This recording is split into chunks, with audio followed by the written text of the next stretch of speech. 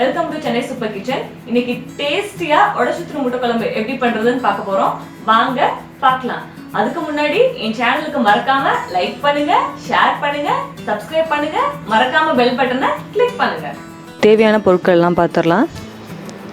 5 முட்டை, 3 தக்காளியை கட் பண்ணி வச்சுருக்கேன், 1/2 கப் சின்ன வெங்காயம். இது ரெண்டையும் வதக்கி நம்ம பேஸ்ட்டாக எடுத்துக்கணும்.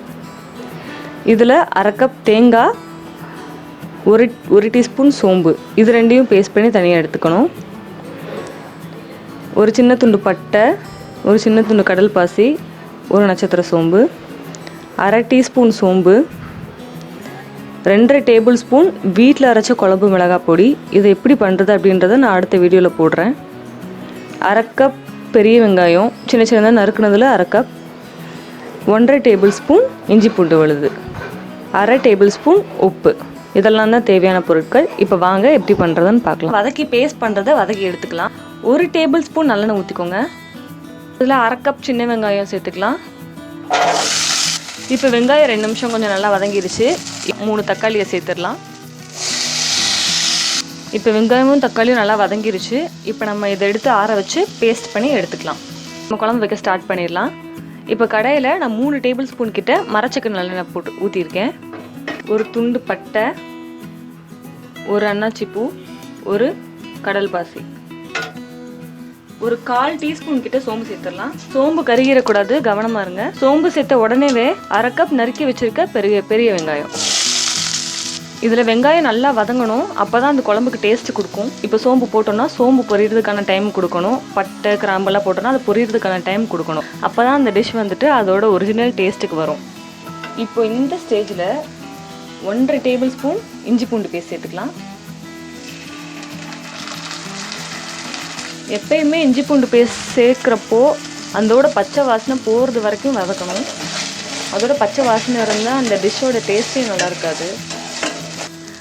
இப்போ நம்ம வதக்கி வச்ச சின்ன வெங்காயத்தையும் தக்காளியவும் பேஸ்ட் பண்ணி வச்சுருக்கோம். இப்போ இதை நம்ம சேர்த்துக்கலாம். இப்போ பேஸ்ட் 2 நிமிஷம் நல்லா வெந்து கொதி வந்துருச்சு. 2/2 டேபிள் ஸ்பூன் வீட்டு குழம்பு மிளகாய் தூள் சேர்த்துக்கலாம். இப்போ மசால் பொடி சேர்த்தோடனே உங்களுக்கு நல்லா திக்காகும் குழம்பு. ஸோ இப்போ வந்துட்டு நம்ம ஒரு 1/2 கப் போல் தண்ணி சேர்த்துக்கலாம். அதாவது 125 ml.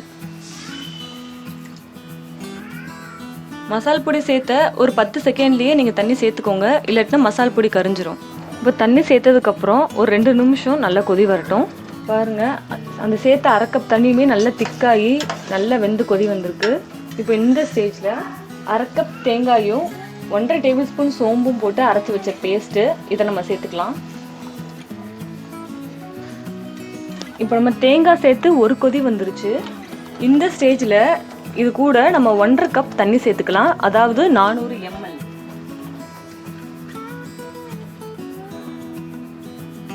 இந்த மொத்த டிஷ் பண்ணுறப்பயுமே வந்துட்டு நீங்கள் அடுப்பை மீடியம் ஃப்ளேமில் வச்சுக்கோங்க, அப்போ தான் அடிப்பிடிக்காமல் இருக்கும். இப்போ இந்த மசாலா தேங்காய் எல்லாமே சேர்ந்து வெந்து ஒரு கொதி வர்ற வரைக்கும் நம்ம மூடி வச்சு வேக வச்சிடலாம். இப்போ ஒரு கொதி வந்துருச்சு. இப்போ இதில் நம்ம 1/2 டேபிள் ஸ்பூன் கல்லுப்பு சேர்த்துக்கலாம். இப்போ எனக்கு 1/2 கப் தண்ணி சேர்த்துமே எனக்கு குழம்பு திக்காக இருக்குது. இன்றைக்கி நான் குழம்பா வைக்கிறனால இன்னும் ஒரு 1/2 கப் கீரை நான் தண்ணி சேர்க்குறேன். நான் குழம்பா வைக்கிறனால நான் இன்றைக்கி மொத்தமாக ஒரு 2 கப் தண்ணி சேர்த்துருக்கேன். உங்களுக்கு கிரேவியாக வேணும்னா நீங்கள் தண்ணி சேர்க்காம திக்காகவே வச்சுக்கலாம். இப்போ குழம்பு 7 நிமிஷம் நல்லா வெந்து கொதி வந்து எண்ணெயெல்லாம் பிரிஞ்சு வந்திருக்கு பாருங்கள். இப்போ இந்த ஸ்டேஜில் நம்ம முட்டையெல்லாம் உடச்சி ஊற்றலாம்.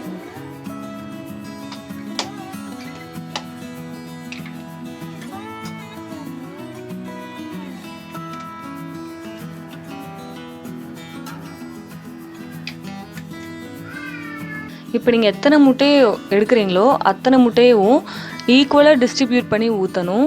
மேலே ஒன்று மேலே ஒன்று ஊற்றிடக்கூடாது. அதே மாதிரி முட்டையை உடச்சி ஊற்றின உடனேவே கரண்டியை வச்சு நீங்கள் கிளறிடக்கூடாது. அப்படி கிளறினீங்கன்னா முட்டை தனியாக குழம்பு தனியாக பிரிஞ்சு வந்துடும். அது குழம்பு மாதிரியே இருக்காது, ரொம்ப தண்ணியாக ஒரு மாதிரி நல்லா இருக்காது. முட்டையை உடச்சி ஊற்றின உடனே நீங்கள் மூடி வச்சு லோ மீடியம் ஃப்ளேமில் வச்சுட்டு ஒரு 5 நிமிஷம் கிளறாமல் வேக விட்டணும். பாருங்கள், 5 நிமிஷம் ஆயிருக்கு. முட்டையெல்லாம் வெந்திருக்குது தெரியுது பாருங்கள். முட்டையை நீங்கள் எடுக்கிறப்போ அடியில் கரண்டியை விட்டு எடுக்கணும். மேலே விட்டிங்கன்னா முட்டையெல்லாம் குழஞ்சி போயிடும். முட்டையெல்லாம் உடையாமல் எவ்வளோ சூப்பராக வந்திருக்கு பாருங்கள். குழம்போடு நல்லா ஒட்டி எல்லா முட்டையும் இப்படி பேஸ்லேருந்து எடுத்து விட்ருங்க. திருப்பி போட்டுருங்க. கொஞ்சம் ஒரு சைடே விட்டிங்கன்னா ஒரு சைடு வெந்திருக்கும், இன்னொரு சைடு அப்படியே வேகாமையே இருக்கும். இப்போ முட்டையை பரட்டி போட்டு ஒரு 2 நிமிஷத்துக்கிட்ட இருக்கும். இந்த ஸ்டேஜில் ஒரு கொத்து கருவேப்பிலையை நம்ம உருவி தூவி விட்டுறலாம்.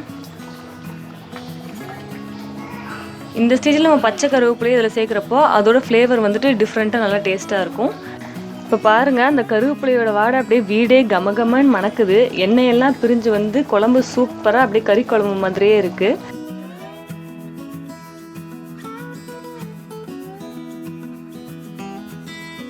இன்னைக்கு நம்ம உடைச்சூத்துன முட்டை குழம்பு எப்படி சூப்பரா பண்றதுன்னு பார்த்தோம். நீங்களும் எல்லாரும் வீட்ல ட்ரை பண்ணுங்க. எப்படி இருந்துச்சு அப்படின்றத கமெண்ட்ல சொல்லுங்க. பாய்.